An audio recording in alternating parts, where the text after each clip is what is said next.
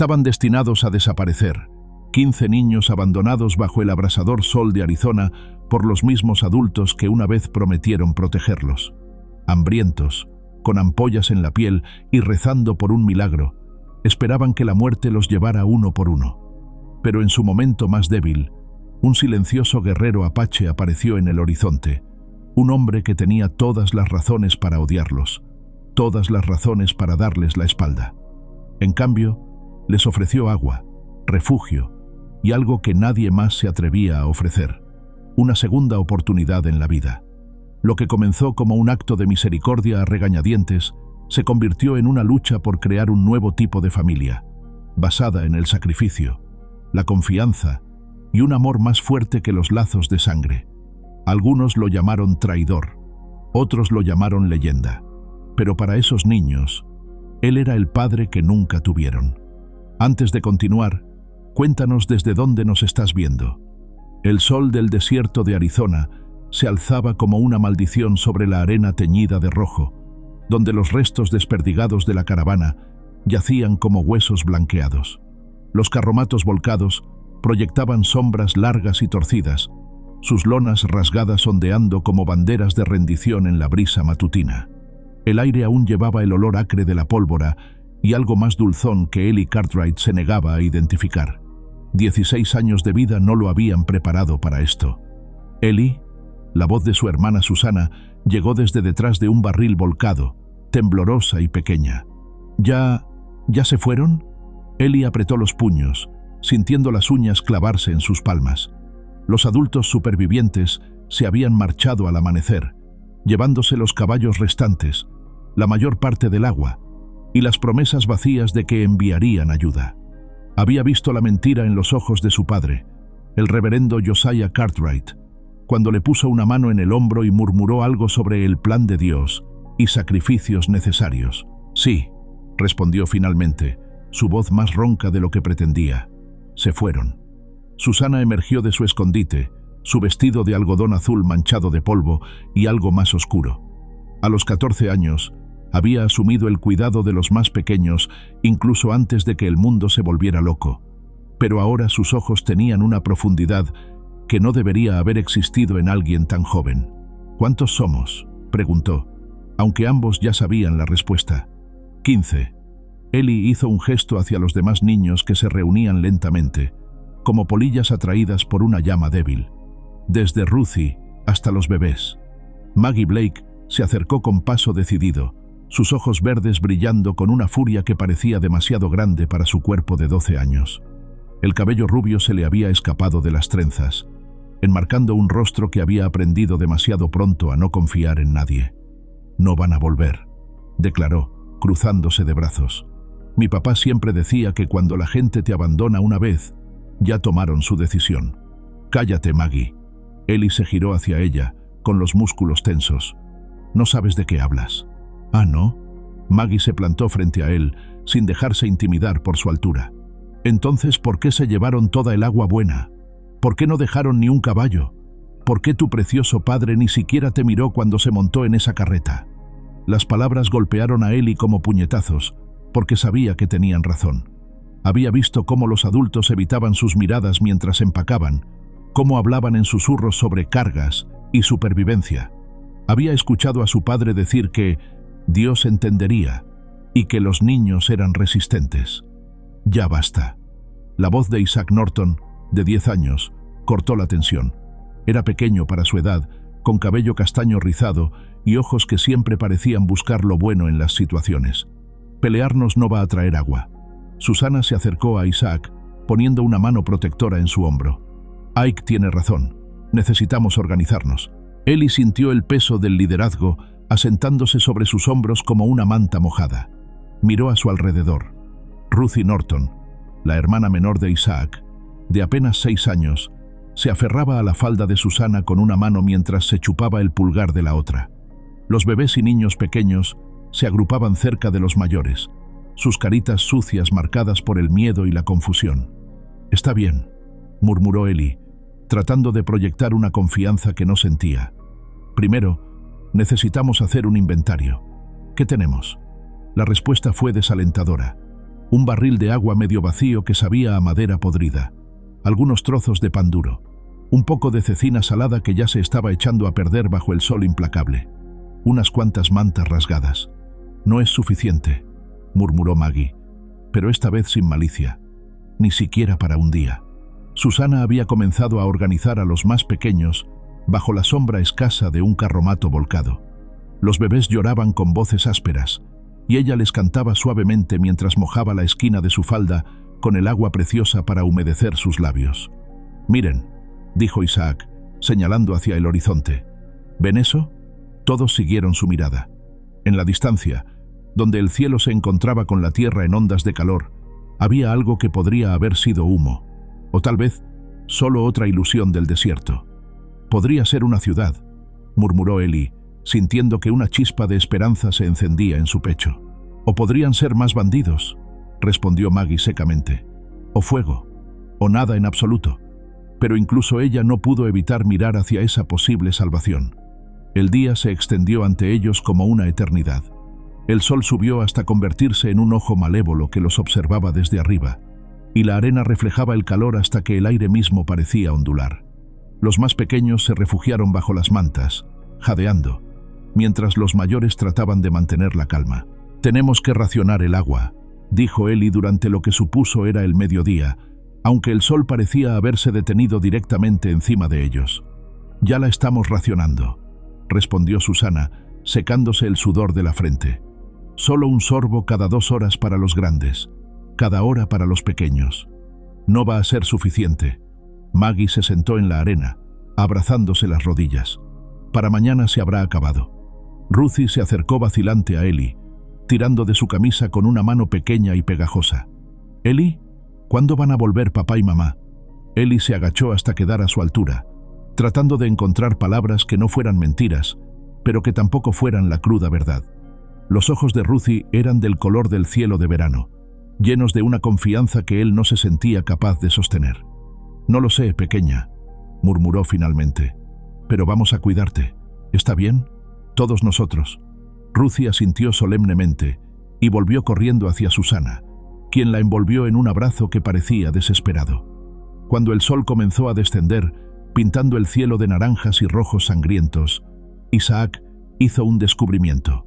«¡Oigan!», gritó desde detrás de uno de los carromatos más grandes. «¡Encontré algo!».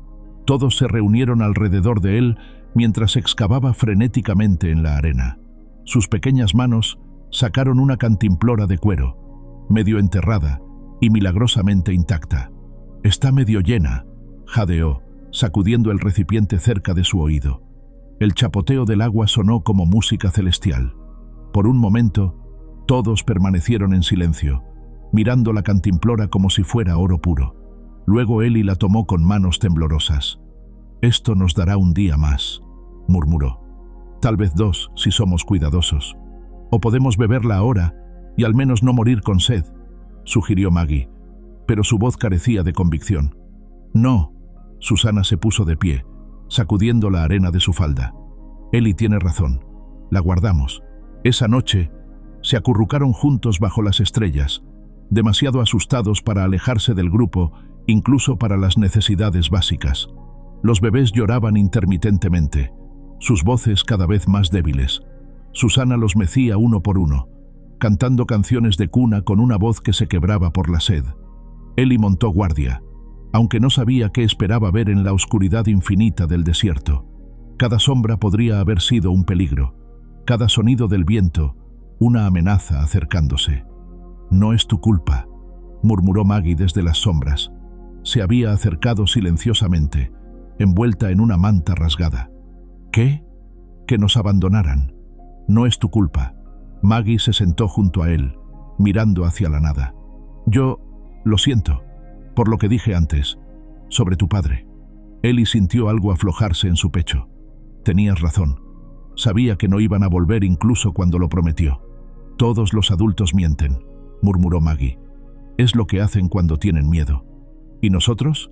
¿También vamos a convertirnos en mentirosos?». Maggie consideró esto por un largo momento. «No lo sé. Tal vez.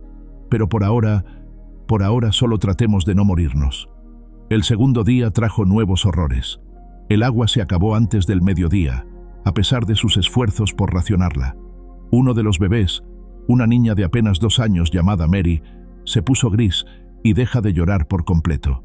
Susana trabajó frenéticamente para mantenerla despierta, goteando las últimas gotas de agua en sus labios agrietados. «No se está despertando», susurró Susana, con lágrimas corriendo por sus mejillas sucias. «Eli, no se está despertando». Eli se arrodilló junto a ellas, poniendo su oído en el pequeño pecho de Mary. El corazón latía débil pero constante. Está viva, solo, conservando energía. Pero sabía que estaban perdiendo la batalla. Todos lo sabían. Fue Isaac quien los vio primero, jinetes en el horizonte, moviéndose hacia ellos a través de las ondas de calor. «¡Miren!», gritó, señalando con una mano temblorosa. «¡Gente! ¡Viene gente!». Todos se pusieron de pie de un salto, gritando y agitando las manos desesperadamente. Eli sintió lágrimas de alivio corriendo por su rostro mientras corría hacia los jinetes que se acercaban. Pero cuando se acercaron lo suficiente para distinguir sus características, su corazón se hundió. No eran rescatistas. Los hombres llevaban armas y tenían caras duras, marcadas por la violencia. Sus ojos escanearon el campamento improvisado no con compasión, sino con el cálculo frío de depredadores evaluando presas. «Escóndanse», murmuró Eli, empujando a los más pequeños detrás de los restos de los carromatos. «Ahora, escóndanse todos». Se agacharon en la arena caliente, tratando de hacerse invisibles mientras los jinetes se acercaban más. Eli pudo escuchar sus voces llevadas por el viento, ásperas y llenas de amenaza. «Parecen niños. Probablemente ya muertos. Revisemos de todas maneras. Podrían tener algo de valor». Los cascos de los caballos se acercaron peligrosamente, y Eli cerró los ojos, rezando a un dios que parecía haberlos abandonado junto con todos los demás. Pero entonces los sonidos se alejaron. Los jinetes habían pasado de largo, aparentemente decidiendo que un grupo de niños moribundos no valía la pena el esfuerzo. Cuando finalmente se atrevieron a levantar la cabeza, ya no había nada en el horizonte excepto el calor ondulante y la promesa de otra noche brutal. «Casi», murmuró Maggie, con la voz quebrada. «Casi nos encontraron». Susana abrazó a Ruthie más fuerte. «¿Qué habríamos hecho si...?» «No lo sé», admitió Eli. «Pero están lejos ahora. Estamos a salvo». Pero incluso mientras lo decía, sabía que las palabras eran huecas. No estaban a salvo. Estaban perdidos, sedientos, y se les agotaba el tiempo. Y en algún lugar en las colinas rocosas que rodeaban el valle, ojos oscuros los observaban desde las sombras, calculando, esperando, decidiendo si estos niños abandonados valían el riesgo de romper un juramento hecho sobre las tumbas de los muertos. El tercer día amaneció sin promesas. Eli se despertó con la boca llena de arena y el sabor metálico del miedo. A su alrededor, los otros niños se movían lentamente, como ancianos, conservando cada gota de energía. Mary, la bebé, había sobrevivido la noche, pero sus ojos estaban vidriosos y su respiración era superficial. «Necesitamos movernos», murmuró Eli, aunque cada fibra de su ser protestaba contra la idea de dejar su refugio escaso. «Si nos quedamos aquí, vamos a morir. Si nos movemos también vamos a morir», respondió Maggie, pero se las arregló para ponerse de pie. «Al menos caminando tenemos una pequeña posibilidad». Susana había comenzado a reunir a los más pequeños, hablándoles en voz baja y tranquilizadora. «Vamos a jugar un juego», les decía. «Vamos a caminar hasta esa colina de allá, y el que llegue primero gana». Ruthie la miró con ojos demasiado serios para una niña de 6 años. «No hay premio, ¿verdad, Susie?». Susana se detuvo, sorprendida por la percepción de la niña. El premio es que seguimos juntos». «Está bien», murmuró Ruthie, tomando la mano de Isaac. «Eso es un buen premio». Comenzaron a caminar cuando el sol aún estaba bajo, proyectando sombras largas que les daban un respiro momentáneo del calor. Eli cargaba a Mary, sintiendo su peso ligero como una acusación contra su pecho. Susana llevaba a otro de los pequeños, y entre todos se las arreglaron para mantener al grupo moviéndose. Pero el desierto era implacable. Para el mediodía, Isaac se había tropezado 3 veces, y las lágrimas habían dejado surcos limpios en sus mejillas polvorientas. Maggie caminaba con determinación férrea, pero Ellie podía ver la rigidez en sus movimientos que hablaba de una fuerza de voluntad pura manteniéndola en pie. «Paren», murmuró finalmente cuando vio que Ruthie comenzaba a tambalearse. «Necesitamos descansar». Se refugiaron bajo la sombra escasa de un afloramiento rocoso, jadeando en el aire delgado y ardiente. Ellie miró hacia atrás, hacia donde habían venido, y se sintió enfermo. Habían caminado durante horas, pero el sitio de la caravana destruida aún era visible en la distancia. «No llegamos muy lejos», observó Maggie con voz ronca. «Llegamos lo suficiente», respondió Ellie, aunque no estaba seguro de creerlo. Fue entonces cuando Isaac señaló hacia las colinas rocosas que se alzaban ante ellos. «¿Ven eso?», murmuró, entornando los ojos contra el resplandor. «En esa cresta. Parece como si hubiera alguien allí». Todos siguieron su mirada, pero si había algo allí, estaba demasiado lejos, y el aire era demasiado inestable como para estar seguros. «Probablemente solo rocas», murmuró Maggie, pero había una nota de esperanza en su voz que no había estado allí antes. Susana se había quedado muy quieta, con los ojos fijos en la cresta distante. «No», murmuró finalmente, «no son rocas». Ellie sintió un escalofrío correr por su espina dorsal a pesar del calor asfixiante. «¿Qué quieres decir?». «Hay alguien allí». Susana habló con una certeza que era inquietante. «Nos está observando». Maggie se burló. «¿Cómo puedes saber eso? Está demasiado lejos para ver nada». Pero Susana siguió mirando hacia la cresta, y algo en su expresión hizo que todos los demás miraran también. Y por un momento, solo por un momento, Ellie habría jurado que vio una figura siluetada contra el cielo, inmóvil como la piedra pero definitivamente humana. Luego parpadeó, y no había nada allí. «Se fue», murmuró Ruthie con voz pequeña. «El hombre de la montaña se fue». «No había ningún hombre», dijo Maggie rápidamente, pero su voz temblaba ligeramente. «Contar y preparar esta historia nos tomó mucho tiempo, así que si la estás disfrutando, suscríbete a nuestro canal. Significa mucho para nosotros. Ahora volvamos a la historia». Ellie siguió mirando hacia la cresta vacía, sintiendo que algo había cambiado de manera fundamental. El aire del desierto parecía vibrar con una tensión nueva, como si los mismos granos de arena contuvieran secretos.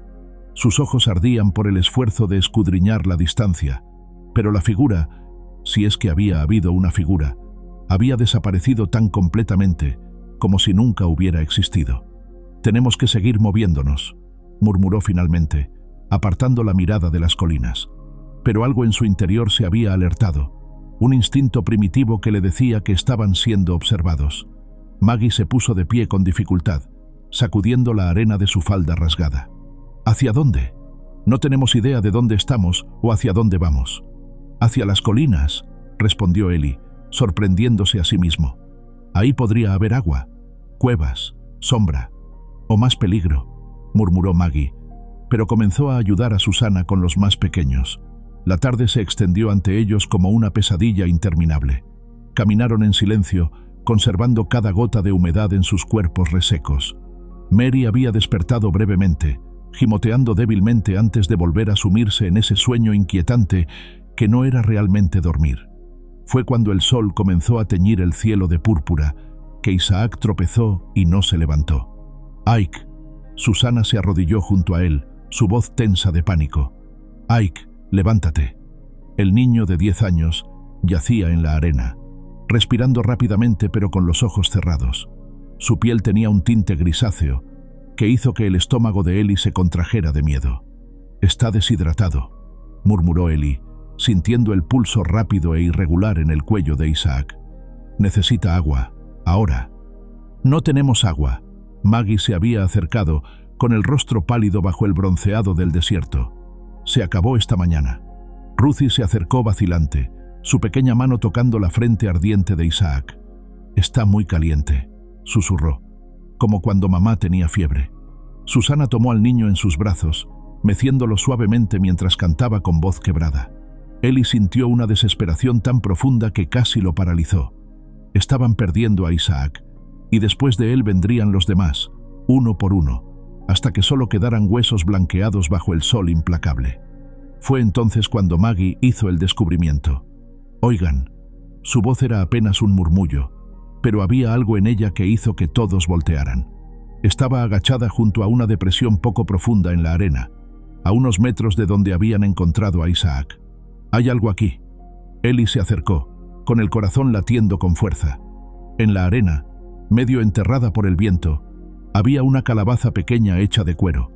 La tomó con manos temblorosas y la agitó cerca de su oído. Agua. Había agua adentro. «¿De dónde salió esto?», murmuró Maggie, mirando alrededor como si esperara que alguien saliera de las rocas. «No lo sé». Eli desenroscó el tapón con dedos torpes. «Pero no importa».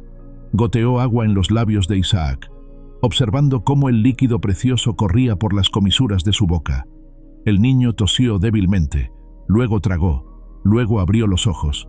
«¿Eli?», murmuró con voz ronca. «¿Qué pasó?». «Shh». Eli le dio otro sorbo de agua. «Te desmayaste, pero estás bien ahora». Compartieron el agua de la calabaza entre todos, sorbos pequeños y preciosos que sabían a vida misma. No había mucha, pero era suficiente para que Isaac se sentara y para que los bebés dejaran de gemir. «Es un milagro», murmuró Susana, con lágrimas corriendo por sus mejillas. «Dios nos envió agua». Pero Eli no estaba tan seguro. Había algo demasiado conveniente en encontrar agua justo cuando más la necesitaban, exactamente donde había caído Isaac. Y la calabaza no parecía haber estado allí mucho tiempo. No estaba enterrada profundamente, como habría estado si hubiera estado ahí desde el ataque a la caravana. Esa noche, acamparon en un pequeño círculo de rocas que les ofrecía algo de protección del viento. Los niños se acurrucaron juntos, pero Eli se mantuvo despierto, montando guardia. Sus ojos se movían constantemente hacia las sombras, buscando movimiento, señales de que su benefactor misterioso estaba cerca. Y lo estaba. Takoda se movía como una sombra entre las rocas. Sus pies desnudos no hacían sonido alguno en la arena. Había seguido a los niños durante todo el día, manteniéndose siempre fuera de vista pero lo suficientemente cerca para intervenir si fuera necesario. Ver al niño pequeño colapsar había despertado algo en él que había creído enterrado junto con sus propias hijas. Se detuvo en una cornisa sobre su campamento improvisado, observando cómo el más grande, el que parecía ser el líder, mantenía guardia. Había valor en ese muchacho, y algo más. Una desesperación que Takoda reconocía porque había vivido con ella durante 3 años.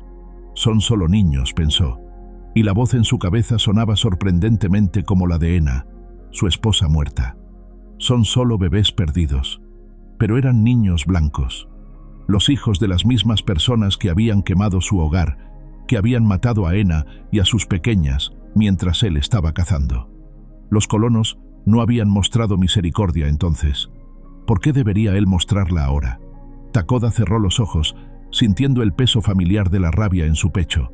Pero cuando los abrió de nuevo, su mirada se posó en la niña más pequeña, la que tenía el cabello rubio y los ojos azules como el cielo de verano.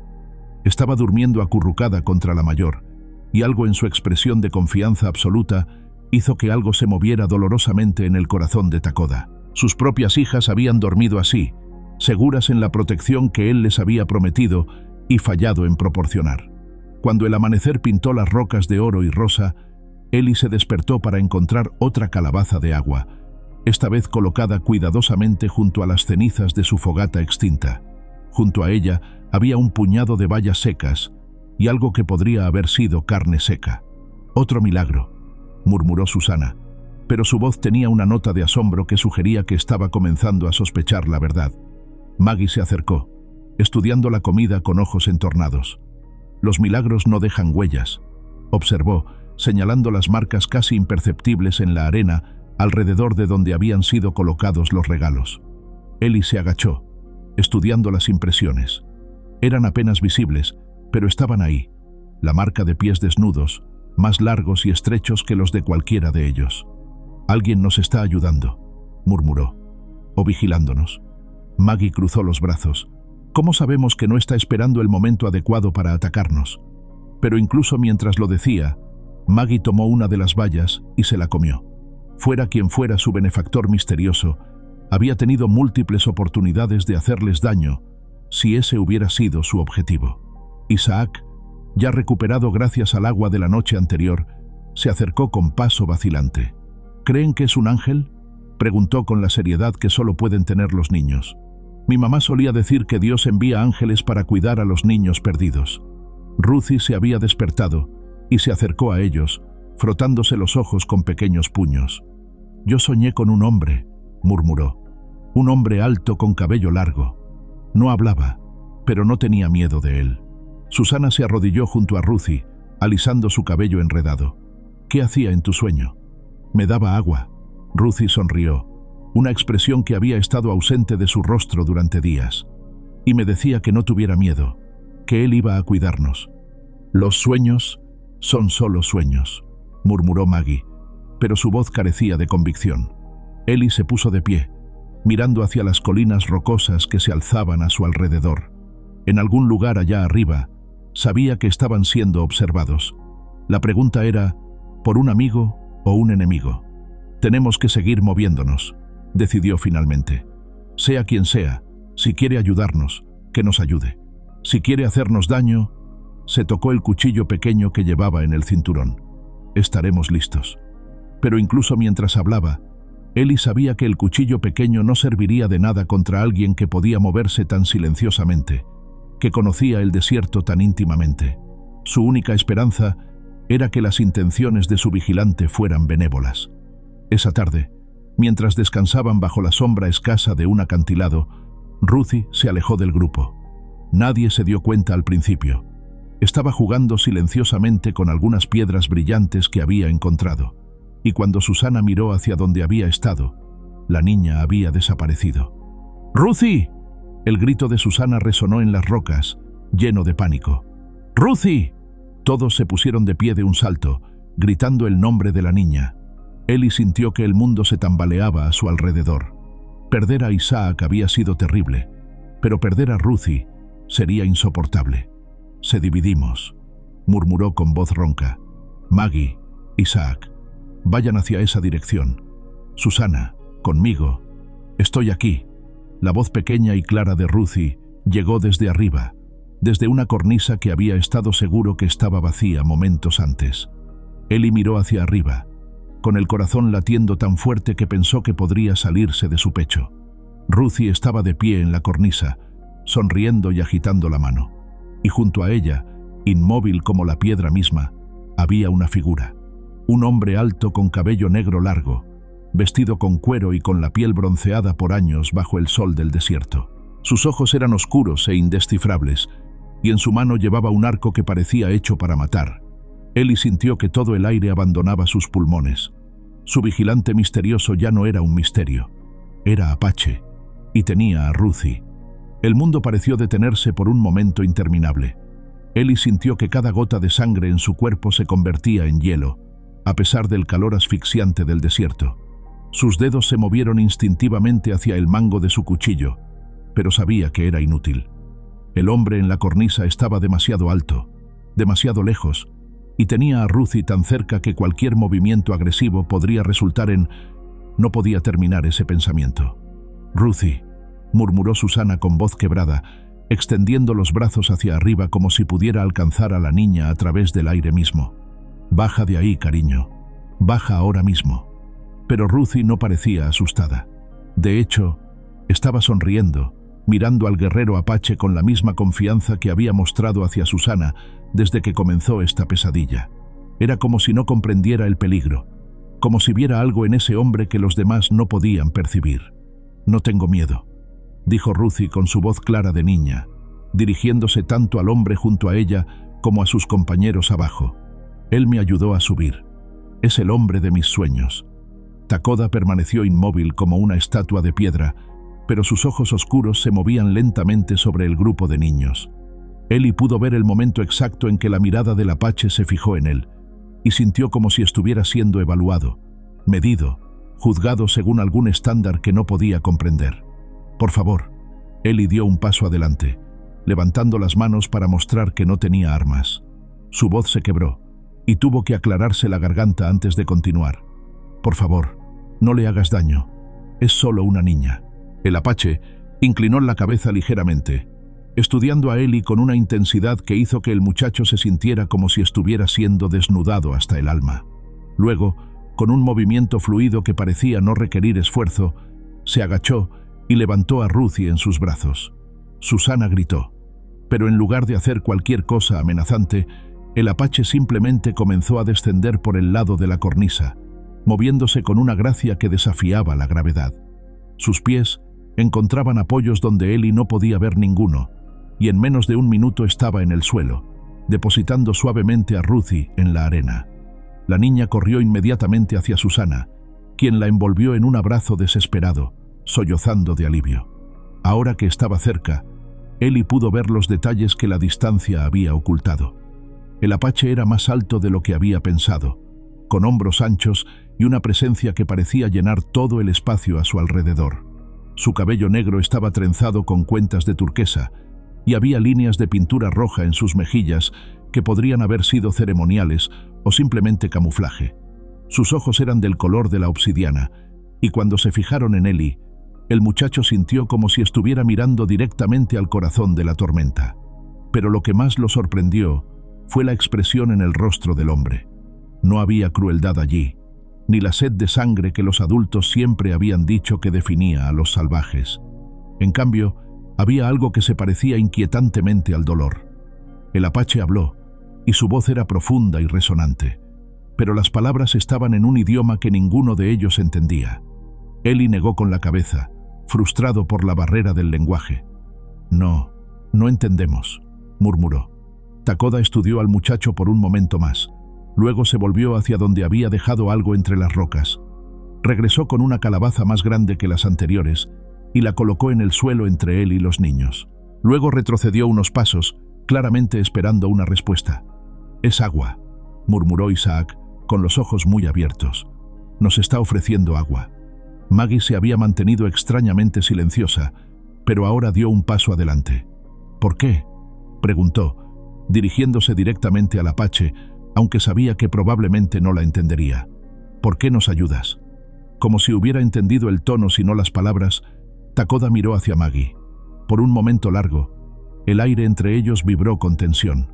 Luego, lentamente, el apache señaló hacia Ruthie, luego hacia los bebés en los brazos de Susana, y finalmente se llevó la mano al corazón. El gesto era universal. «Niños. Corazón. Tiene hijos», murmuró Susana de repente, su voz llena de comprensión. «Tenía hijos». Algo pasó por el rostro de Takoda cuando escuchó las palabras. Una sombra de dolor tan profunda que hizo que Ellie sintiera un eco en su propio pecho. El apache asintió una vez, lentamente, y luego señaló hacia el horizonte donde el sol se estaba poniendo. «Creo que quiere que lo sigamos», murmuró Ellie. «¿Estás loco?». Maggie se volvió hacia él, con los ojos encendidos. «Es apache. Probablemente nos está llevando a una trampa, o a su tribu para que puedan...». Se detuvo, mirando a los niños más pequeños. «¿Para que puedan qué?». Ellie sintió una chispa de ira. «¿Matarnos? Si quisiera matarnos ya lo habría hecho. Hemos estado a su merced durante días». «Exactamente». Maggie se cruzó de brazos. «¿Por qué nos ha estado ayudando? Los apache odian a los colonos. Todo el mundo lo sabe». Ellie miró al apache, quien había permanecido inmóvil durante su intercambio, simplemente observando. Había algo en su postura que sugería paciencia infinita, como si estuviera dispuesto a esperar todo el tiempo que necesitaran para tomar su decisión. «Mira», dijo Ellie finalmente, sintiendo el peso del liderazgo asentándose sobre sus hombros una vez más. «No sabemos por qué nos está ayudando, pero el hecho es que nos está ayudando. Sin él, Isaac habría muerto ayer. Sin él, todos estaríamos muertos para mañana». «Ellie tiene razón», murmuró Isaac, su voz aún débil pero clara. «No puedo caminar mucho más sin agua. Ninguno de nosotros puede». Susana había estado silenciosa, meciendo a uno de los bebés mientras observaba al apache. «Hay bondad en él», dijo finalmente. «Puedo verla». Maggie resopló. «La bondad no significa que no vaya a cambiarnos por recompensas, o que no tenga otros planes para nosotros». Pero incluso mientras protestaba, Ellie podía ver que Maggie estaba perdiendo la discusión. La verdad simple era que no tenían opciones. Podrían seguir al apache y arriesgarse a lo que fuera que tenía planeado, o podrían quedarse aquí y morir lentamente de sed bajo el sol implacable. Takoda pareció sentir que habían llegado a una decisión.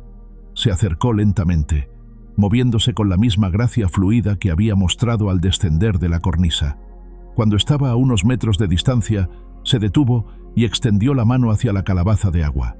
Ellie vaciló por un momento, luego dio un paso adelante y tomó la calabaza. El agua adentro era fresca y limpia, y sabía a salvación misma. «Gracias», murmuró, mirando directamente a los ojos del apache. «Gracias». Takoda asintió una vez, luego se volvió y comenzó a caminar hacia las colinas más altas.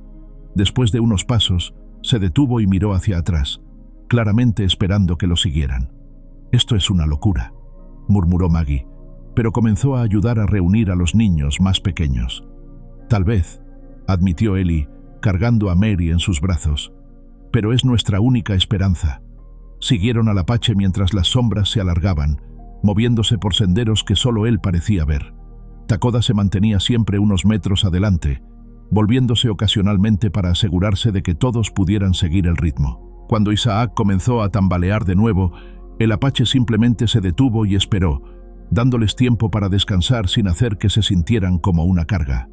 «¿A dónde creen que nos lleva?», murmuró Susana durante uno de estos descansos. «A agua», respondió Isaac con certeza. «Tiene que ser agua. Miren cómo se mueve, como si supiera exactamente hacia dónde va». Maggie había estado observando al apache cuidadosamente. «Se mantiene alejado de nosotros», observó, como si no quisiera asustarnos más de lo que ya estamos. Era cierto. Takoda mantenía una distancia cuidadosa, lo suficientemente cerca para guiarlos, pero lo suficientemente lejos para no parecer amenazante. Era el comportamiento de alguien que entendía el miedo y quería minimizarlo. Cuando finalmente se detuvieron para pasar la noche, Takoda había encontrado un lugar protegido entre rocas altas que les daba refugio del viento. Había incluso un pequeño charco de agua de lluvia acumulada en una depresión natural de la roca. «Miren», murmuró Ruthie, señalando hacia donde Takoda estaba sentado en silencio, observando el horizonte. «Está triste». Ellie siguió su mirada. El apache estaba en cuclillas sobre una roca baja, inmóvil como una estatua, pero había algo en su postura que sugería un peso invisible presionando sobre sus hombros. «¿Cómo puedes saber eso?», preguntó Susana suavemente. «Se sienta como papá solía sentarse cuando pensaba que mamá no se iba a mejorar», murmuró Ruthie. Todo quieto por fuera pero herido por dentro. De la boca de una niña salía una sabiduría que dejó a todos los demás sin palabras. Esa noche, Ellie se despertó para encontrar a Takoda sentado junto a su pequeña fogata, alimentándola con ramitas secas. El apache levantó la vista cuando Ellie se acercó, y por primera vez, sus ojos no estaban completamente cerrados. Ellie se sentó al otro lado del fuego, tratando de encontrar una manera de comunicarse más allá del lenguaje. Finalmente, se señaló a sí mismo. «Ellie», dijo claramente. Takoda lo observó por un momento, luego se señaló a sí mismo. «Takoda». Era un comienzo. Ellie señaló hacia los otros niños dormidos. «Susana, Maggie, Isaac, Ruthie». Luego hizo un gesto que abarcaba a todos. «Familia». Takoda asintió lentamente. Luego levantó dos dedos y señaló hacia el horizonte. Luego cerró los ojos y se llevó las manos al corazón, en el mismo gesto que había hecho antes. 2 hijas, perdidas. Ellie sintió que algo se aflojaba en su pecho. Este hombre no era el salvaje sanguinario que le habían enseñado a temer. Era un padre que había perdido a sus hijos, así como ellos habían perdido a sus padres. El dolor creaba un puente que las palabras no podían construir. Ellie también levantó la mano, señalando hacia el lugar donde sabía que había estado la caravana. Luego hizo un gesto de cortar, de separar. Familia perdida también. Takoda asintió, y por primera vez desde que lo habían visto, algo que podría haber sido comprensión cruzó por su rostro. Se sentaron en silencio compartido mientras el fuego crepitaba entre ellos. 2 líderes jóvenes unidos por la pérdida y la responsabilidad de proteger a aquellos que quedaban. Y en ese silencio, Ellie sintió que algo había cambiado fundamentalmente. Ya no estaban siguiendo a un extraño peligroso hacia lo desconocido. Estaban siguiendo a alguien que entendía. El amanecer llegó demasiado pronto, pintando el desierto con tonos de oro y rosa que habrían sido hermosos en otras circunstancias. Ellie se despertó para encontrar a Takoda ya en pie. escudriñando el horizonte con una tensión en sus hombros que no había estado allí la noche anterior. Algo había cambiado. Takoda se volvió cuando sintió la mirada de Eli, y sus ojos oscuros llevaban una urgencia que hizo que el estómago del muchacho se contrajera. El apache hizo una serie de gestos rápidos. Señaló hacia el este, luego hizo un movimiento de corte con la mano, luego señaló hacia las colinas más altas. Peligro. Moverse. Rápido. Eli no necesitó traducción. Se puso de pie inmediatamente, despertando a los demás con susurros urgentes. «Levántense. Tenemos que irnos. Ahora». «¿Qué pasa?», murmuró Susana, ya cargando a uno de los bebés mientras sus ojos buscaban signos de amenaza. «No lo sé». Eli ayudó a Isaac a ponerse de pie. «Pero Takoda parece preocupado». Maggie ya estaba empacando sus escasas pertenencias. «Si él está preocupado, nosotros deberíamos estar aterrorizados». Se movieron rápidamente pero en silencio, siguiendo a Takoda por un sendero que serpenteaba hacia arriba entre rocas rojas y cactus espinosos. El apache se movía con una urgencia controlada, deteniéndose frecuentemente para escuchar sonidos que ninguno de los niños podía percibir. Fue después de una hora de escalada agotadora que escucharon lo que había alertado a Takoda: el sonido lejano de cascos de caballos, acercándose rápidamente desde el este. «Escóndanse», murmuró Takoda en inglés entrecortado, la primera palabra que le habían escuchado decir en su idioma. Silencio. Los guió hacia una grieta estrecha entre dos paredes rocosas, empujándolos hacia las sombras más profundas. Eli se encontró presionado contra la piedra fría, con Mary en sus brazos, y el corazón latiendo tan fuerte que estaba seguro de que los jinetes lo escucharían desde kilómetros de distancia. Takoda desapareció, moviéndose con esa gracia silenciosa que parecía ser parte de su naturaleza. Un momento estaba allí, al siguiente se había fundido con las rocas como si nunca hubiera existido. Los sonidos se acercaron, voces ásperas hablando en el mismo idioma que Takoda, el relinchar de caballos, el tintineo de armas. Eli cerró los ojos, rezando a cualquier dios que estuviera escuchando que pasaran de largo. Las voces se detuvieron directamente arriba de ellos. Eli no entendía las palabras, pero el tono era inconfundible.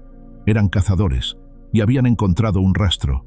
Sus voces eran duras, llenas de una autoridad que sugería que estaban acostumbrados a ser obedecidos. Una de ellas se alzó por encima de las demás, claramente dando órdenes. Luego escuchó un sonido que heló su sangre. Takoda respondiendo, su voz llevando una nota de desafío que no había estado allí cuando hablaba con los niños. La conversación se volvió más heated, voces elevándose en lo que claramente era un argumento. Eli pudo distinguir el tono de Takoda, firme pero no agresivo, como si estuviera tratando de explicar algo. Las otras voces sonaban cada vez más hostiles. Entonces escuchó algo que reconoció sin necesidad de traducción: su propio nombre, pronunciado con desprecio por una de las voces extrañas. Susana se tensó junto a él, y él supo que ella también lo había escuchado. Los estaban discutiendo, debatiendo qué hacer con los niños, y por el tono de las voces, Takoda estaba del lado perdedor del argumento. El sonido de acero siendo desenvainado resonó en las rocas. «¡No!». La voz de Ruthie cortó el aire como un cuchillo, y antes de que alguien pudiera detenerla, la niña había salido corriendo de su escondite. Eli se lanzó tras ella, emergiendo de las sombras justo a tiempo para ver una escena que se grabaría en su memoria para siempre. 5 guerreros apache montados en caballos pintados rodeaban a Takoda, quien estaba de pie con las manos vacías pero firmes a su lado. Uno de los guerreros tenía una lanza apuntada directamente al corazón de Takoda, mientras que otro había desenvainado un cuchillo que brillaba bajo el sol matutino. Ruthie corrió directamente hacia Takoda, envolviendo sus pequeños brazos alrededor de su cintura. «¡No le hagan daño!», gritó con su voz clara de niña. «Él nos cuida. ¡Es bueno!». Los guerreros se quedaron helados por la sorpresa. Claramente no habían esperado que uno de los niños emergiera voluntariamente para defender a Takoda.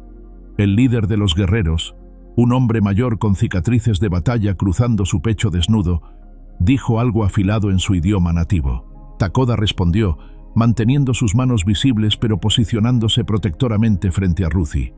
Eli no pudo soportarlo más. Salió completamente de las sombras, seguido reluctantemente por los demás.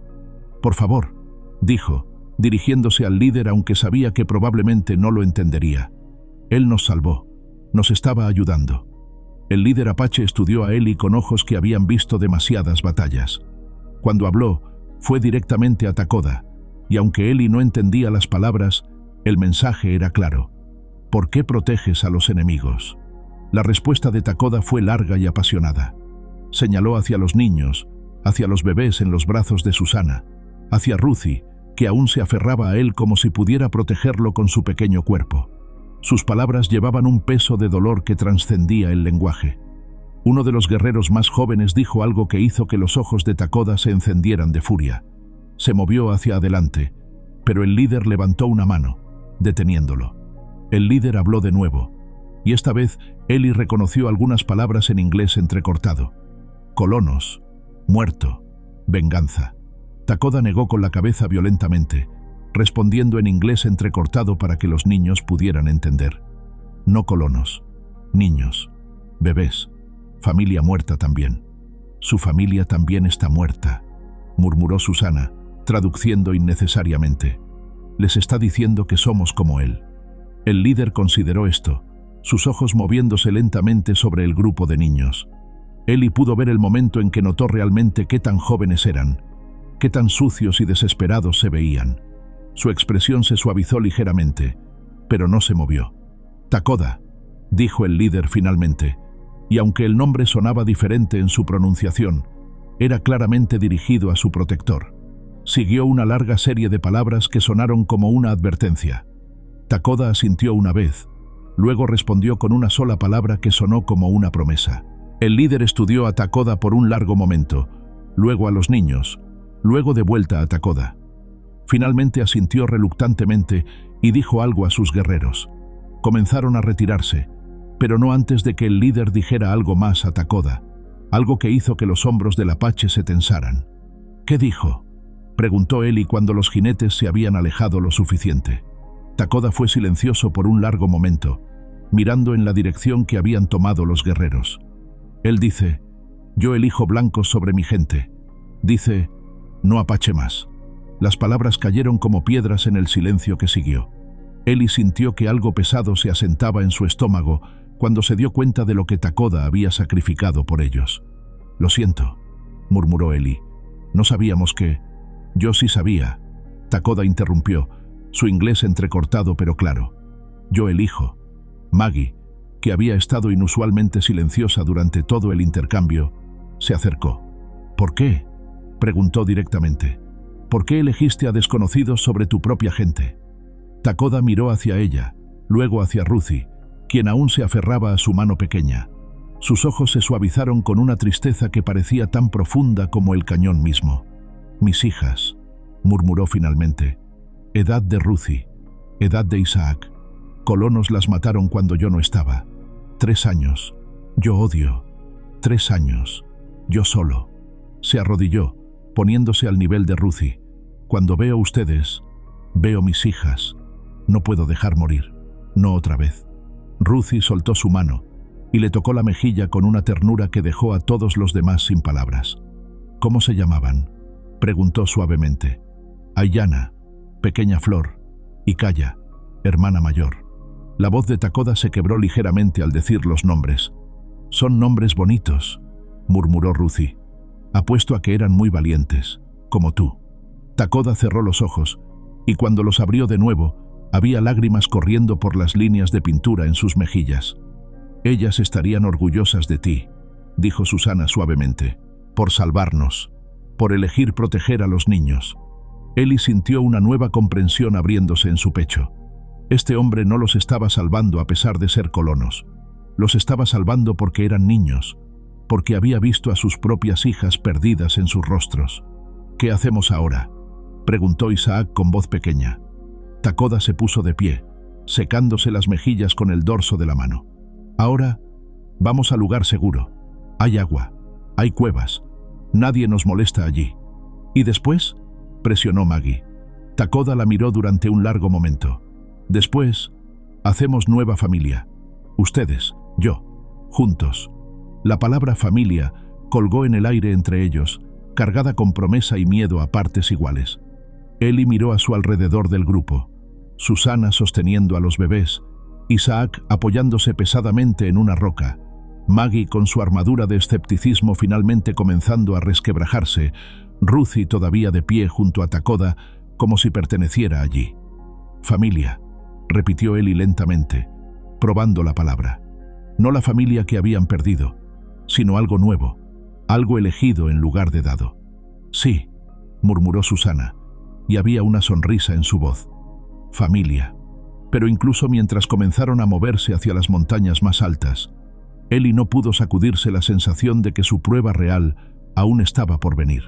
Los guerreros apache podrían haberse retirado, pero había otros peligros en el desierto, y en algún lugar detrás de ellos, sabía que otros ojos podrían estar observando, otros que no serían tan fáciles de convencer de que un grupo de niños colonos merecía protección. La familia que estaban construyendo era frágil, nacida de la desesperación y la pérdida mutua. Pero mientras siguieron a Takoda hacia las alturas, Eli sintió algo que no había experimentado en días: esperanza. Tal vez, solo tal vez, habían encontrado su camino a casa después de todo.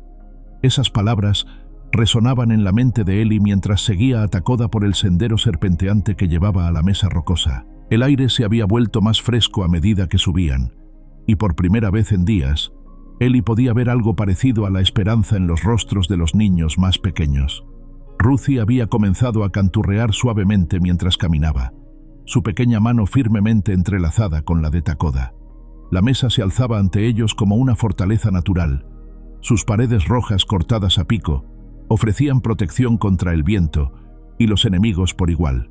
Takoda los guió por un sendero apenas visible que zigzagueaba hacia arriba, deteniéndose ocasionalmente para ayudar a los más pequeños a negociar las rocas más difíciles.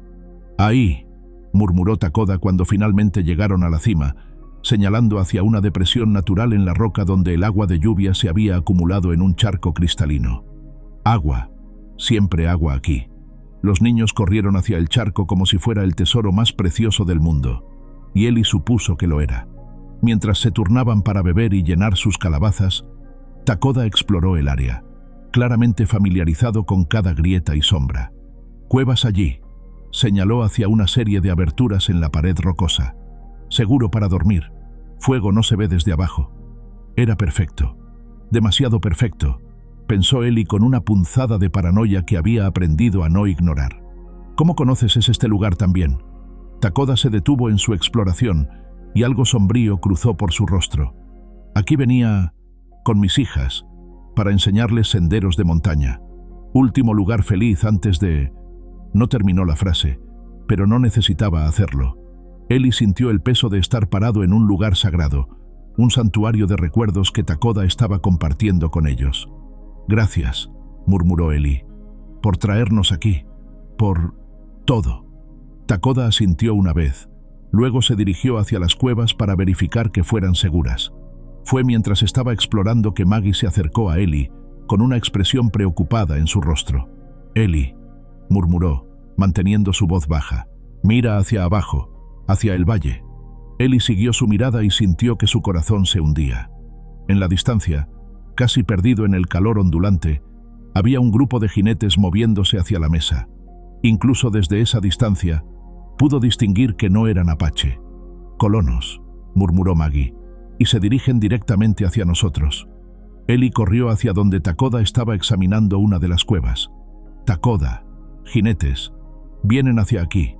El apache salió de la cueva inmediatamente, sus ojos escudriñando el valle abajo. Su expresión se endureció cuando vio a los jinetes. «¿Los conoces?», preguntó Eli. «Sí», murmuró Takoda. «Hombre mayor en caballo negro. Es padre tuyo». Las palabras golpearon a Eli como un puñetazo en el estómago. Su padre, el reverendo Josiah Cartwright, había venido por él. «Tenemos que escondernos», murmuró Eli, sintiendo pánico elevándose en su garganta. «En las cuevas. Pueden pasar de largo». «No», Takoda negó con la cabeza. «Ellos saben que estamos aquí. Rastrearon nuestro sendero». Como si hubiera convocado sus palabras, una voz familiar resonó desde abajo, amplificada por las paredes rocosas.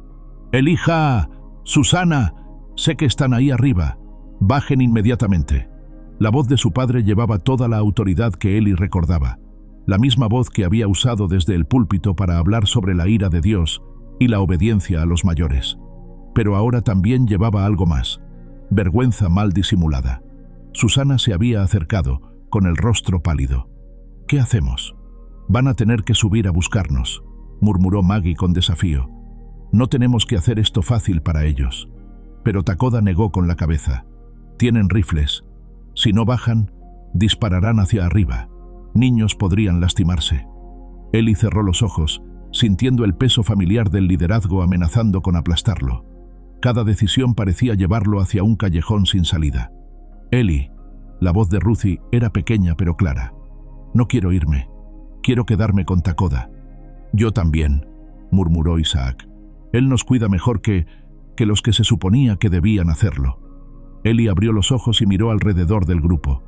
En los rostros de cada niño vio la misma expresión, determinación mezclada con miedo. Habían encontrado algo aquí, algo que valía la pena defender. «Está bien», murmuró finalmente. «Bajamos, pero juntos, todos juntos». «Eli», Takoda le puso una mano en el hombro. «Ellos no me quieren vivo. Cuando vean Apache con niños blancos, entonces no eres solo un Apache», interrumpió Eli con una fuerza que lo sorprendió. «Eres familia, y la familia se mantiene unida». Algo se movió en los ojos de Takoda, una emoción demasiado profunda para nombrar. El descenso se sintió como caminar hacia la ejecución. Con cada paso, las voces de abajo se volvían más claras, más insistentes. Eli pudo distinguir la voz de su padre entre las demás, áspera de sed, y algo que podría haber sido alivio o furia. Cuando finalmente emergieron de las rocas al nivel del suelo, Eli se encontró cara a cara con un fantasma de su pasado. El reverendo Josiah Cartwright se veía más viejo de lo que Eli recordaba, su cabello gris ahora completamente blanco, y su rostro marcado por líneas que hablaban de noches sin dormir. Estaba acompañado por 4 hombres que Eli reconoció de la caravana, supervivientes que habían elegido la supervivencia sobre el honor. «Gracias a Dios», murmuró su padre, desmontando de su caballo. «Cuando escuchamos que habían sido vistos con un salvaje, pensamos lo peor». «¿Lo peor?». La voz de Eli era más fría de lo que había pretendido. ¿Como ser abandonados en el desierto para morir? Su padre se detuvo, y algo parecido a la vergüenza cruzó por su rostro antes de endurecerse en justificación. «Hicimos lo que tuvimos que hacer para sobrevivir, para salvar a quien pudimos salvar». «No trataron de salvarnos a nosotros», murmuró Susana, y había una nueva dureza en su voz que Eli nunca había escuchado antes. «Eran demasiados». Uno de los otros hombres habló, defensivo. «Los caballos no podían cargar a todos. Los niños tienen mejor oportunidad en el desierto que...». «Suficiente». La voz de Josiah cortó la explicación. Sus ojos se fijaron en Takoda, quien había permanecido inmóvil durante todo el intercambio. «Aléjate del salvaje, Elijah, ahora. Su nombre es Takoda». Eli no se movió, y él nos salvó la vida. «Es Apache», escupió otro de los hombres. «Probablemente planeaba vendernos como esclavos. O peor, nos dio agua cuando nos estábamos muriendo», murmuró Isaac con voz temblorosa pero clara. «Nos protegió de otros peligros. Nos trajo aquí para mantenernos seguros». Josiah estudió a su hijo, y Eli pudo ver el momento en que notó los cambios. La nueva confianza en su postura, la forma en que los otros niños lo miraban en busca de liderazgo, la forma en que se posicionaba protectoramente entre Takoda y los hombres armados. «Has sido influenciado», murmuró Josiah finalmente. «Traumatizado. Es comprensible, pero ahora estamos aquí para llevarte a casa». «¿A casa?». Maggie dio un paso adelante, con los ojos encendidos. «¿Te refieres a los lugares que ustedes eligieron sobre nosotros? ¿A las personas que decidieron que éramos prescindibles?». «Niña impertinente», murmuró uno de los hombres, pero Josiah levantó una mano. «Maggie», dijo con la voz que había usado en sermones incontables, «entiendo tu confusión. Todos han pasado por una experiencia terrible, pero ahora nada». Eli interrumpió, sintiendo algo cristalizar en su pecho. «No volvemos con ustedes». El silencio que siguió era tan completo que Eli pudo escuchar el viento susurrando a través de las rocas. «¿Perdón?». La voz de Josiah era peligrosamente baja.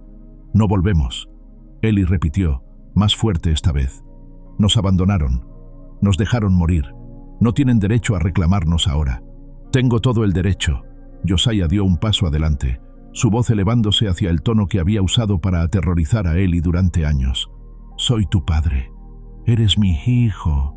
Un padre no abandona a sus hijos, murmuró Susana, y había lágrimas en su voz, pero también acero. Un padre los protege. Los estaba protegiendo. Josiah se volvió hacia ella desesperado. La situación era imposible. No había manera de salvar a todos. Así que eligieron salvarse a ustedes mismos, murmuró Eli. Y ahora que sobrevivimos sin ustedes, quieren el crédito. Uno de los hombres movió su mano hacia su pistola, pero se detuvo cuando Takoda se movió ligeramente, posicionándose donde podría proteger a los niños si fuera necesario.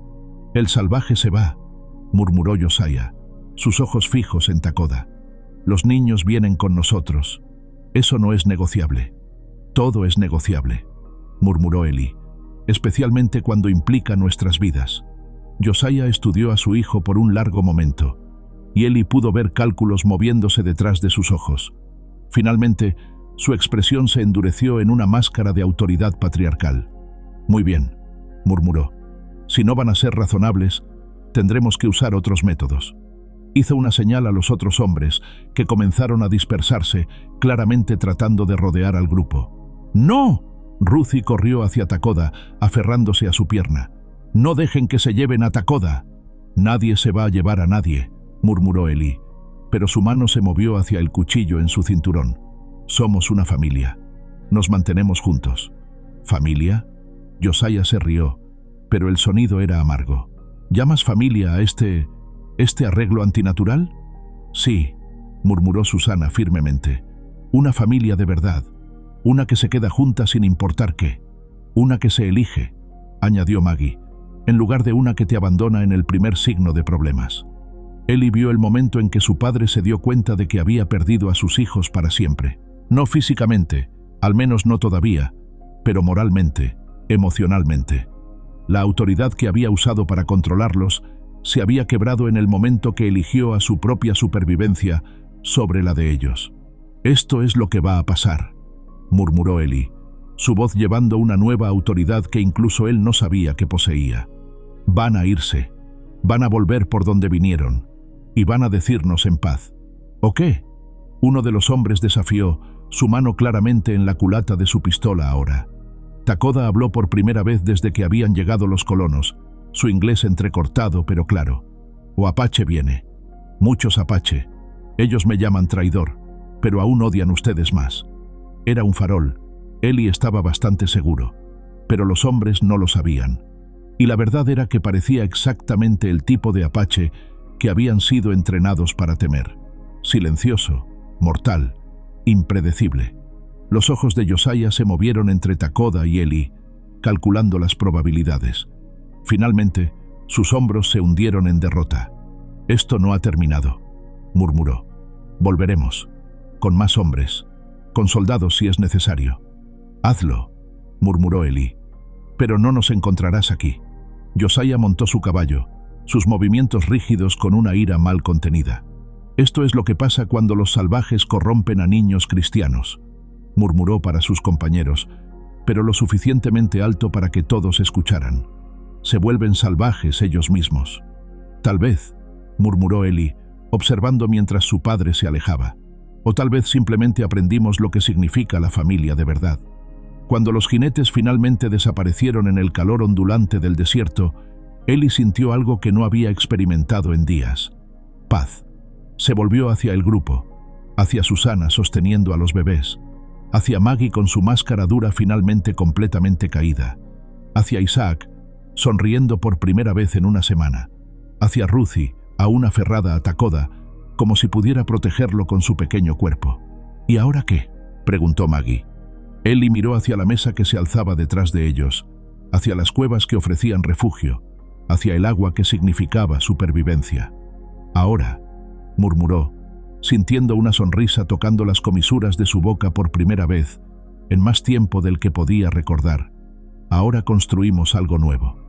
Las palabras de Eli resonaron en el aire del desierto mientras el polvo de los caballos de su padre se desvanecía en la distancia. Por primera vez, desde que comenzó esta pesadilla, sintió que realmente había terminado. No porque hubieran sido rescatados, sino porque habían elegido su propio destino. Takoda observó a los colonos alejarse hasta que fueron solo manchas distantes en el horizonte. Luego se volvió hacia el grupo de niños que ahora, oficialmente, había elegido sobre su propia gente. Sus ojos se detuvieron en cada rostro. Ellie con su nueva autoridad ganada a pulso, Susana abrazando protectoramente a los más pequeños, Maggie con su armadura de cinismo finalmente guardada, Isaac sonriendo con una alegría que había estado ausente durante días, y Ruthie, quien todavía mantenía una mano pequeña en la suya, como si fuera la cosa más natural del mundo. ¿Qué construimos?, preguntó Takoda, su inglés mejorando con cada día que pasaba con ellos. Ellie miró hacia la mesa rocosa que se alzaba detrás de ellos, hacia las cuevas que habían explorado brevemente antes de la confrontación. «Un hogar», murmuró. «Un lugar donde pertenezcamos». «¿Aquí?», Maggie siguió su mirada. «¿En las montañas? ¿Por qué no?».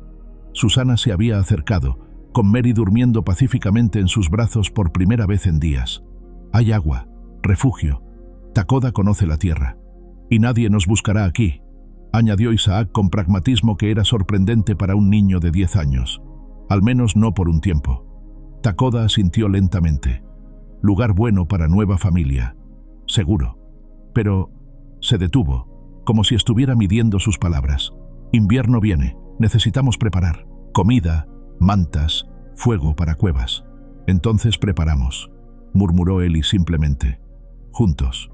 Los siguientes días se convirtieron en un torbellino de actividad. Takoda demostró ser un maestro paciente, enseñándoles habilidades que ningún niño de la civilización habría necesitado conocer. Les mostró cómo identificar plantas comestibles entre las rocas, cómo tender trampas para conejos y lagartos, cómo construir pequeños fuegos que daban calor sin crear humo visible desde lejos. Ellie se encontró absorbiendo cada lección con una intensidad que lo sorprendía. Ver a Takoda trabajar era como observar a alguien que había nacido conociendo los secretos del desierto. Sus manos nunca vacilaban cuando identificaba una planta o cuando tallaba herramientas simples de la madera endurecida de los cactus. «Tu padre enseñaba diferentes cosas», observó Takoda una tarde mientras le mostraba a Ellie cómo afinar una lanza de caza. «Mi padre enseñaba sobre el miedo», murmuró Ellie, probando el equilibrio de la lanza terminada. «Miedo a Dios, miedo al infierno, miedo a todo lo que fuera diferente». «¿Y tú tienes miedo?», Ellie consideró la pregunta seriamente. «Sí», admitió finalmente, «pero no del mismo tipo de miedo. Tengo miedo de fallar a la familia, de no ser lo suficientemente fuerte para protegerlos». Takoda asintió comprensivamente. «Buen miedo. Ese miedo te mantiene alerta, te hace mejor líder. ¿No tienes miedo de nada?». Una sombra cruzó el rostro de Takoda. «Tengo miedo de amar otra vez», murmuró tan bajo que Ellie casi no lo escuchó. «De perder otra familia». Ellie sintió algo moverse en su pecho al escuchar la vulnerabilidad en la voz del apache. «No vas a perdernos», murmuró con una certeza que lo sorprendió. «Somos más fuertes juntos».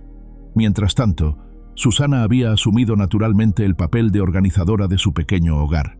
Con la ayuda de Maggie, había convertido una de las cuevas más grandes en un área de living comunal, utilizando mantas salvadas del desastre de la caravana para crear espacios separados para dormir.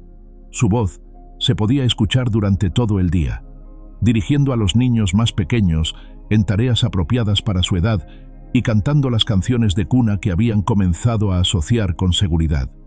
«Susie», murmuró Ruthie una tarde mientras ayudaba a organizar sus escasas pertenencias, «¿este es nuestro hogar para siempre?». Susana se detuvo en su trabajo, considerando la pregunta. «No lo sé, cariño, pero es nuestro hogar por ahora, y ahora es todo lo que tenemos». «Me gusta ahora», murmuró Ruthie, acurrucándose contra el costado de Susana. «Me gusta nuestra familia nueva». «Yo también», murmuró Susana, y se dio cuenta de que era completamente cierto. A pesar del horror de cómo habían llegado aquí, a pesar de la incertidumbre del futuro, había algo profundamente correcto sobre este grupo extraño que habían formado. Maggie había encontrado su propio papel como exploradora y cazadora. Su naturaleza naturalmente desconfiada La hacía perfecta para detectar peligros, y su pequeño tamaño le permitía moverse a través de grietas rocosas que serían imposibles para los demás. Había desarrollado una relación particular con Takoda, basada en el respeto mutuo por las habilidades prácticas del otro. ¿Cómo sabías que mi padre era un mentiroso?, le preguntó a Takoda una tarde mientras verificaban las trampas que habían puesto. Ojos, murmuró Takoda simplemente. Los ojos de mentiroso no pueden quedarse quietos. Siempre buscan escape. ¿Y mis ojos? ¿Qué dicen? Takoda la estudió seriamente. Tus ojos dicen que has sido herida, pero también dicen que eliges confiar otra vez. Eso toma courage. Maggie se sonrojó ante el cumplido inesperado. Isaac dice que todos tenemos que enterrar nuestros old selves aquí, como ritual. Isaac es sabio para niño pequeño, asintió Takoda. ¿Tú qué enterrarías? Maggie consideró esto por un momento. Mi miedo, murmuró finalmente. Mi miedo de que todos me abandonen al final. Buen thing para enterrar, murmuró Takoda. Yo también entierro miedo. Era Isaac quien había sugerido el ritual, con la sabiduría sorprendente que a veces mostraba. Una noche, mientras se sentaban alrededor de su pequeña fogata, había propuesto que cada uno encontrara algo de su vida anterior para enterrar simbólicamente, una manera de marcar su transformación de supervivientes dispersos a familia elegida. Como nacer de nuevo, había explicado, pero nosotros elegimos quiénes vamos a ser. Eli había sido el primero en participar, enterrando el pequeño crucifijo de plata que su padre le había dado cuando cumplió 12 años. No era que hubiera perdido toda la fe, sino que había encontrado algo más grande que las reglas estrictas y el juicio que el crucifijo representaba. Susana enterró un mechón de cabello de su madre, guardado en un pequeño broche. No because I want to forget her, explicó con lágrimas en los ojos, but because I need to let go of trying to be what she wanted me to be. Maggie enterró una moneda de plata que su padre le había dado para emergencias. Porque ya no necesito un plan de escape, murmuró. Ya estoy en casa. Isaac enterró un pequeño libro de oraciones, no por falta de fe, sino porque había encontrado lo sagrado en lugares que ningún libro había mencionado. Incluso Ruthie participó, enterrando una pequeña muñeca de trapo que había logrado salvar de la caravana. Porque ya no necesito jugar a la mamá, explicó seriamente. Ahora soy hermana de verdad. Takoda fue el último. Por un largo momento, se quedó inmóvil junto al pequeño hoyo que habían cavado, sosteniendo algo pequeño en su mano cerrada. Cuando finalmente abrió los dedos, reveló 2 cuentas pequeñas de turquesa, desgastadas por años de manejo. De las trenzas de mis hijas, murmuró con voz quebrada. Las he cargado, para recordar mi dolor, pero dolor no debe ser lo único que recuerdo de ellas. Colocó las cuentas gentilmente en la tierra y las cubrió con sus propias manos. Ahora recuerdo su alegría, y la alegría que ustedes traen. Cuando la tierra finalmente cubrió todos sus tesoros enterrados, se sentaron en círculo alrededor del pequeño montículo, sintiéndose extrañamente ligeros. ¿Y ahora qué?, preguntó Maggie. Ahora, murmuró Takoda, comenzamos. Los días que siguieron al ritual se sintieron diferentes, como si realmente hubieran cruzado algún umbral invisible. Comenzaron a desarrollar rutinas, tradiciones pequeñas que los marcaban como familia. Susana instituyó una hora de historia cada noche, donde cada persona compartía algo de su día. Eli estableció entrenamientos matutinos, donde practicaban las habilidades que Takoda les enseñaba. Maggie comenzó clases de supervivencia urbana para los más pequeños, enseñándoles cómo leer el lenguaje corporal y detectar peligro. Isaac, con su don para la paz, se convirtió en su mediador oficial, resolviendo las pequeñas disputas que surgían naturalmente cuando las personas vivían tan cerca. Y Ruthie, con la sabiduría inexplicable de los muy jóvenes, se convirtió en su corazón emocional, recordándoles a todos encontrar alegría incluso en las circunstancias más difíciles. Takoda les enseñó palabras en apache, y ellos le enseñaron inglés mejor. Gradualmente, crearon su propio lenguaje mixto, lleno de palabras inventadas y referencias privadas que solo tenían sentido para ellos. ¿Cómo nos llamamos?, preguntó Isaac una noche, después de que Takoda había terminado de enseñarles los nombres apache para las constelaciones. Como familia, quiero decir. ¿Cuál es nuestro apellido? Era una pregunta que ninguno había considerado, pero tan pronto como Isaac la hizo, Todos se dieron cuenta de lo importante que era. Los abandonados, sugirió Maggie con dark humor. Los elegidos, countered Susana. Los sobrevivientes, offered Eli. Pero fue Ruthie, como tan a menudo, quien encontró la respuesta perfecta. Los del agua, murmuró, sonriendo. Porque Takoda nos dio agua cuando estábamos muriendo. Y agua siempre encuentra su camino. Takoda sonrió, y había una profundidad en su expresión que hablaba de aprobación profunda. En apache, eso sería Toa'ani, los del agua. Toa'ani, repitió Eli, probando la palabra en su lengua. Me gusta. Los Toa'ani, murmuró Susana, y había una nota de orgullo en su voz. Una familia que se encuentra a sí misma. Mientras las estrellas brillaban sobre su pequeño hogar en las rocas, los Toa'ani se acurrucaron juntos para pasar otra noche. Mañana traería nuevos desafíos, nueva incertidumbre. Pero por primera vez desde que comenzó esta journey, ninguno de ellos los enfrentaría solo. Eli se quedó despierto después de que los demás se habían dormido, montando la primera guardia de la noche.